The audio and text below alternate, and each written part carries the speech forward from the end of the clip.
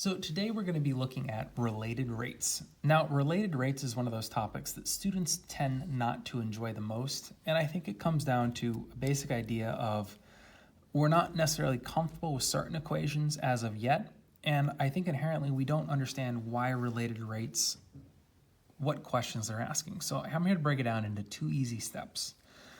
The first step is we're going to be given a scenario and we want to create something called a static equation. What's going on? What geometric process do we already know? What relationship do we already know is going on? And then we're going to take that static equation, and the idea of related rates is turning that static equation into something called a dynamic equation.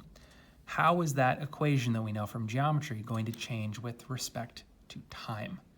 Which means that if that equation is changing over time, we need to find the derivative. So we're quite literally just taking geometry and applying it to a calculus level.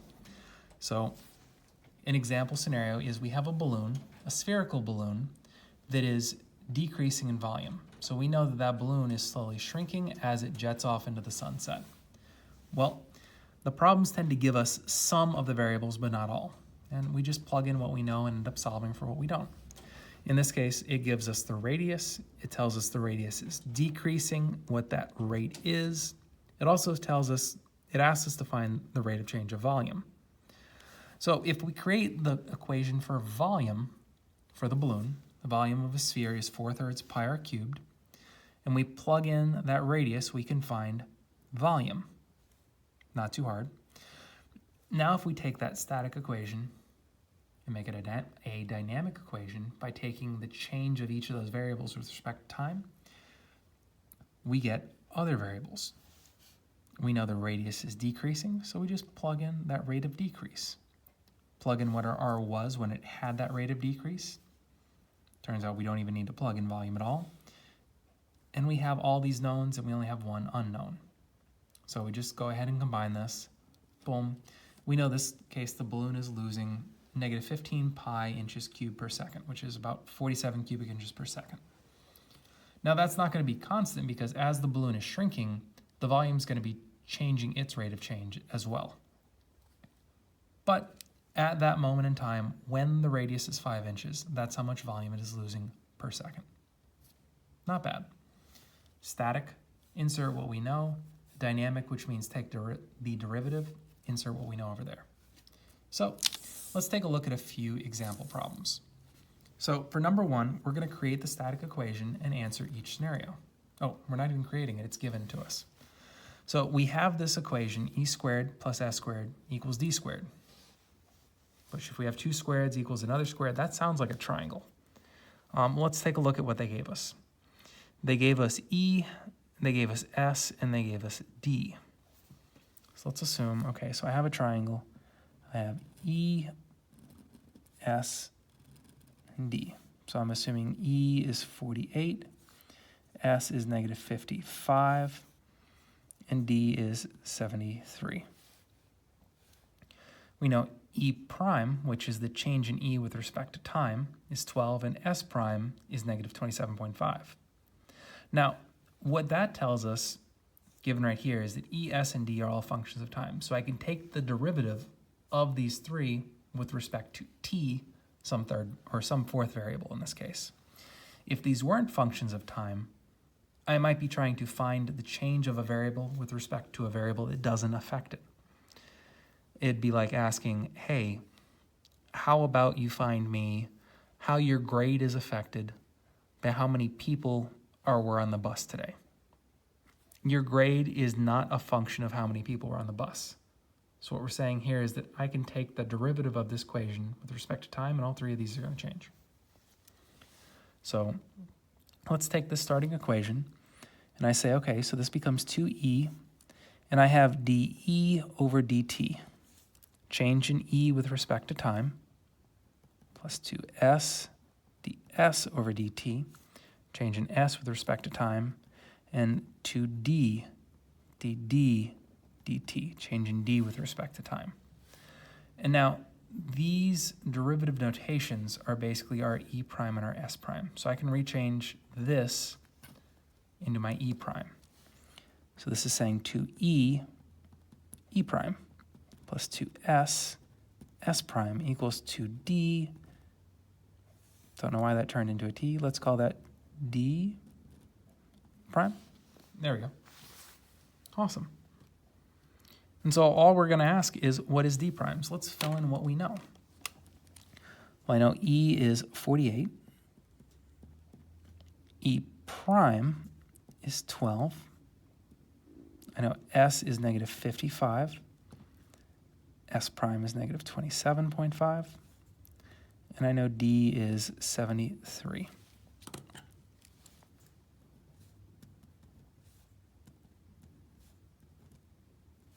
And so after I fill in everything I know, I only have one unknown. So I just go ahead and I solve it. So if I take 2 times 48 times 12, I get 1152. If I take 2 times negative 55 times negative 27.5, what I get is I get plus 3025 equals 146 d prime. Add these two together, so 1152 plus 3025 is going to be 4177 divided by 146. So if I need an unabbreviated expression, here we go. If I need to find a decimal equivalent, I know d prime is equivalent to, let's see, that's going to be 28.6095. So right there. So D is getting bigger at a rate of roughly 28.6 units per unit of time, which makes me believe that this is probably a compass. Some person is going east, some person is going south. The distance between them as they keep going is getting bigger, and that's the rate at which that distance is getting larger. Awesome. So you saw that. Why don't you go ahead and you try out number 3 on your own. Pause the video, resume it when you're done, and see how well you can do. Okay, so let's get started.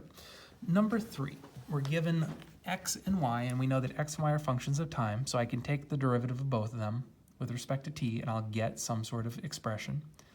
They gave us x, they gave us y, and I have x prime. I want to find y prime. So given this expression, I've got all this going on, and what I notice is that I'm probably going to need more paper because it looks like I have a product rule here, which means that I'm going to need a little more space. So I'm going to take this and I'm going to expand it on a second sheet of paper. Here we go.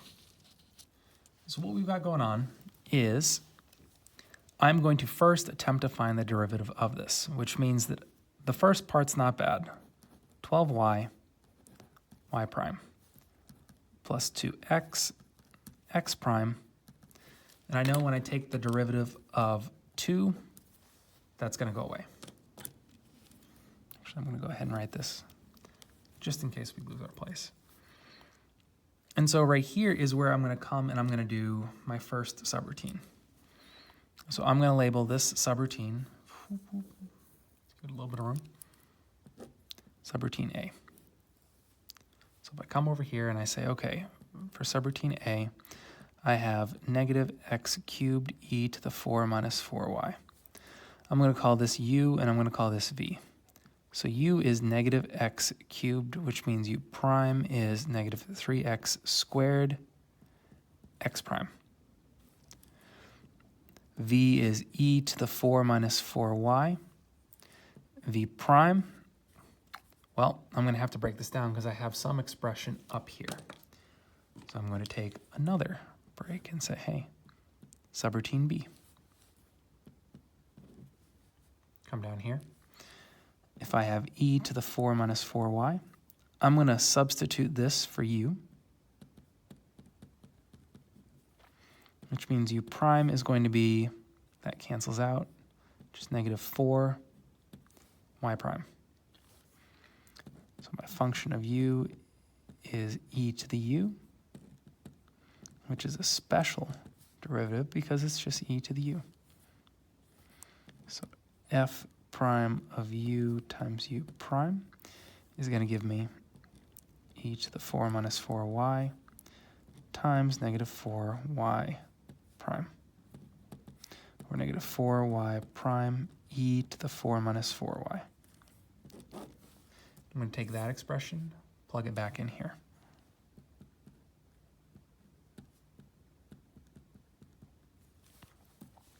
Now I can continue taking my derivative here. I have vu prime plus uv prime e to the 4 minus 4y times u prime negative 3x squared x prime plus negative x cubed v prime negative 4y prime e to the 4 minus 4y. Okay, and so what I'm going to do is I'm just going to, because I kind of ran out of room here, I'm going to go ahead and simplify that as I plug it in, because this is my derivative of that right-hand side of the equation. So let's go ahead and write that out. So I have negative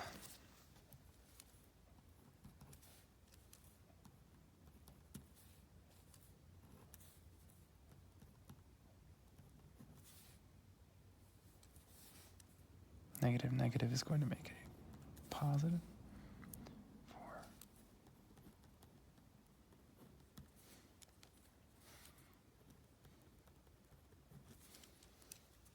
Okay, so I have that expression. And realistically, this looks very complicated. But remember, the only thing that we're trying to solve for is we want to find y prime, which exists in 2 locations. Everything else we already know. So let's go ahead and plug in what we know. And we remember that y is equal to 1, x is equal to negative 2, and x prime is equal to negative 4. We're going to plug in those 3 values into this expression. So let's do that.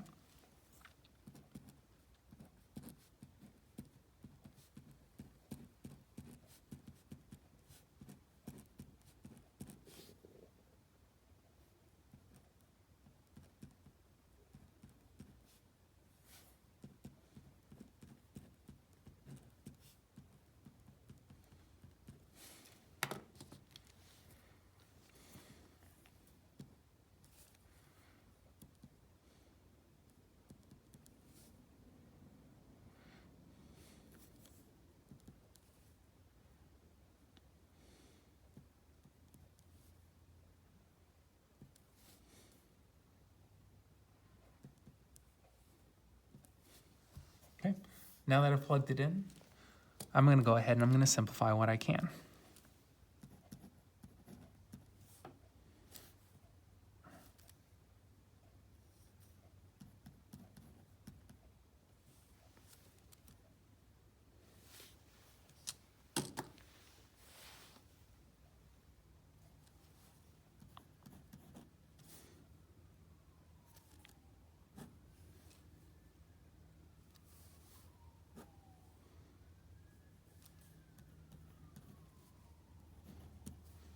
Boom. And now that that is simplified, just a simple algebra problem. Add this over here.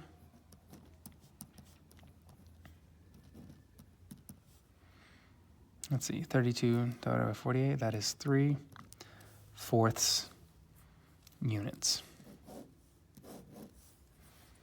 There we go. So that's number 1 and number 3. Let's take a look at the next few. So now what we have is we have a very similar setup with some other types of problems. So for number 5, we have a rectangle that has the length of one side is always 3 times the length of the other side.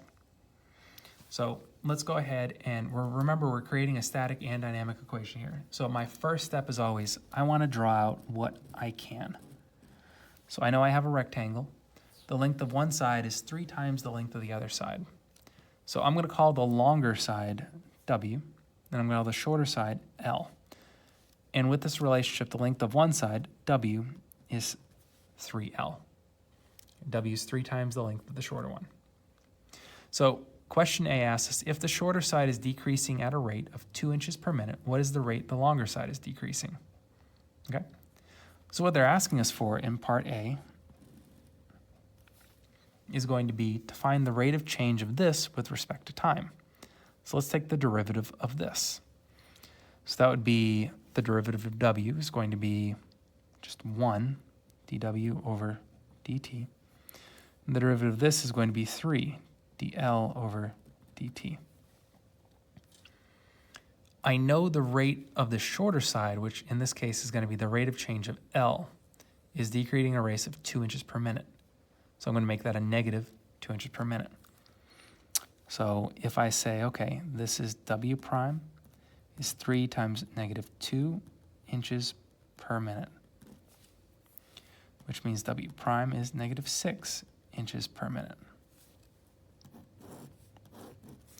So when this is decreasing at a rate of 2 inches per minute, W is decreasing at a rate of 6 inches per minute. Awesome. So that's part A. Part B asks us, what is the rate of the enclosed area? So before we even do anything, I'm going to say, I know the area of a rectangle is length times width. And it says, when the shorter side is 6 inches long and is decreasing at a rate of 2 inches per minute. So what we need to know is we're saying, okay, if the shorter side is 6 inches long, I'm going to be using this one. And then I want to find the derivative of that. So my first step is, W equals 3 times 6 inches long. So at that time, my W is 18 inches. And so if we want to find the rate that the area is decreasing, I'm going to take this and create a dynamic equation. So dA over dt is equal to this.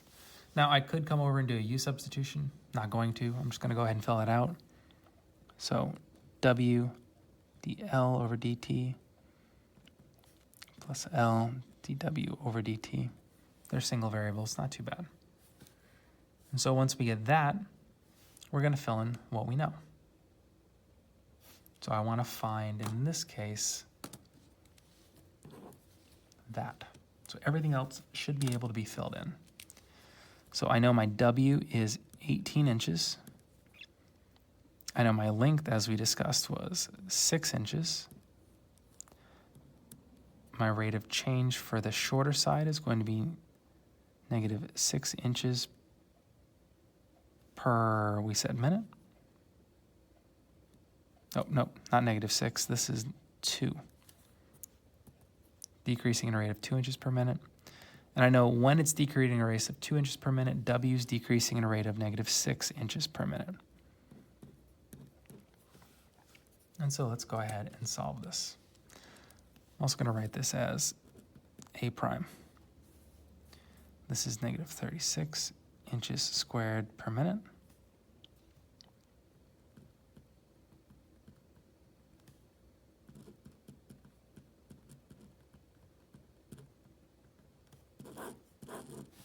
Boom. The area is decreasing at a rate of 72 inches per minute. Awesome. And so let's go ahead, and what I want you to do is I want you to pause the video and I want you to try number 7. Unpause the video when you're done and see how well you did. So what I'm going to do is I'm going to go ahead and preemptively grab an extra sheet of paper to give us a little bit more room on this. We have a thin sheet of ice that's in the form of a circle. So first off, before we even begin, I'm going to create a static image of a circle. And most circles are based off their radius. So I've got this. The ice is melting in such a way that the area of the sheet, okay, so we're looking at area of a circle is pi r squared, is decreasing at a rate of 0.5 meters squared per second. So I know the change in area, let's call this A prime, is negative 1/2 meters squared per second. At what rate is the radius decreasing when the area of the sheet is 12 meters squared? Awesome. So first off, I have 12 meters squared for my area. I can use that to find my radius. So step 1 is going to be, let's take that area equals pi r squared. and that is 12 meters squared. First thing I'm going to do is divide by pi. So I have 12 divided by pi meters squared equals r squared. Next thing is I'm going to take the square root of both sides. And I know the square root of 12, if I break that down, that's going to be 2 square root of 3 over the square root of pi meters, because I square rooted it, is the radius. And if I rationalize that, that's going to become 2 times the square root of 3 pi over pi meters is the radius. So I have the radius, hot point number 1, given information. Now I'm going to use this static set of points to work on the dynamic set of points. So then I'm going to come down and say, okay, derivative of the left is a prime. The derivative is actually 1 times a prime, but we're not going to write the 1. Equals, let's see, 2 pi r prime. And so right here is where we're going to fill in all of our known values. So if I take that, let's see, a prime is -1/2 meters squared per second. R, we said, was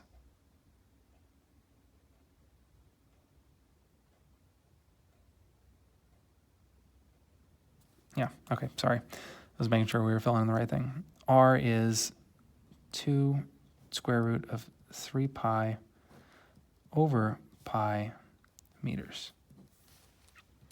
All we need to find out is, what is r prime? So let's see what we got. Okay. So this is -1/2 meters squared per second. What we've got over here, 2 pi times this. I know the pi's are going to cancel out, not the 2's. So I have 3 pi meters r prime. If I divide this over here, I'm going to get -1 over, let's see, that's going to be 8 square root of 3 pi. When I divide the meters by this, one of the meters is going to cancel out, so meters per second is equal to r prime. And if I rationalize this, this is going to be a negative root of 3 pi over 24 pi meters per second is my rate of change of the radius. And if I want to estimate that,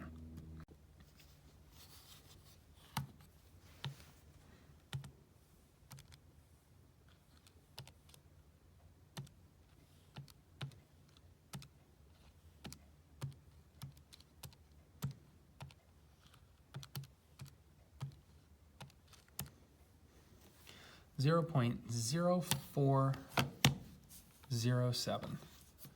So r prime is approximately equal to -0.0407, which we're going to estimate if we truncate that, meters per second. And there we go.